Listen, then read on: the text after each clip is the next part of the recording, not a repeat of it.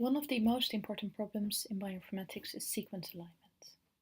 Now, first I'd like to consider more intuitively how we would solve this problem. So sequence alignment is something you will make or generate when you try to compare two sequences. So first we can consider these two sequences here, TGATT, and a second slightly longer sequence, TGGATT. Now, if I ask you to say how similar these sequences are and if you can spot the difference between these two sequences, you actually do quite a few things in your head to solve this problem. And most of you will probably come up with the answer that it's the G here, perhaps here, that's different. So you have two G's here and just a single one here. And in order to solve this problem, you've actually done some other tasks as well.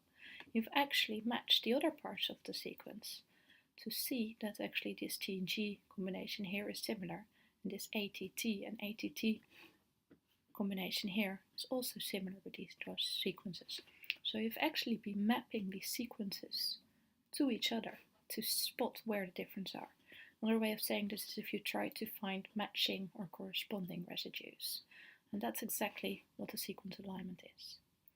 Now, if we want to go one step further and we want to really quantify how to say slightly longer sequences are similar, so to what extent they are similar, we also need some kind of scoring system. So we need a way to quantify the differences between the sequences. So let's look at this example, but now the first thing we need is actually an alignment. In this case here, we assume we already have an alignment and we're wondering how we can score it. So if we look at the alignment here, these T's are aligned, these G's are aligned, the A, the T, and here the T and the G are aligned. Now I use two slightly different sequences in this example. The A here of the lower sequence is not aligned to a sequence at this position. So here we have a gap in the alignment. Usually that's annotated with a dash like this. Now we can start scoring this. Typical scoring schemes look at the matches. So in this case we have 4 matches. There are 4 letters that exactly match. We have one mismatch, this T and this G here, and we also have one gap. Now typically in alignments, and that's also in evolution, if you think about DNA sequences evolving, a gap is actually gives a stronger penalty than a single mismatch. So a gap is usually has a stronger penalty in terms of how similar sequences are than if you just have a mismatch.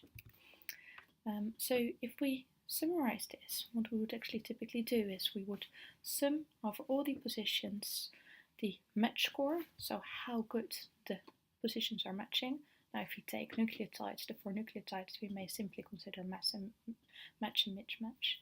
But if we look at amino acid sequences, we typically look at a similarity matrix. So this is why we call this a similarity score between the nucleotides or the amino acids I and J.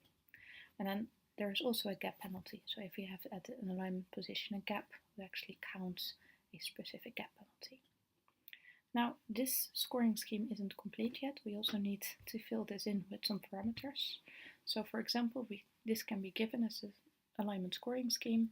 We can have a +1 for a match, -1 for a mismatch, and have G, which is the gap penalty.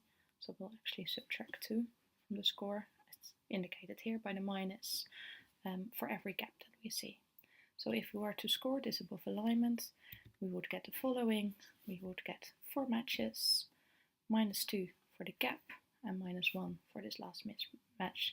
So you only end up with a score of 1. So it's a positive score, we see matching, but there's also actually some distinct dissimilarities between those two sequences.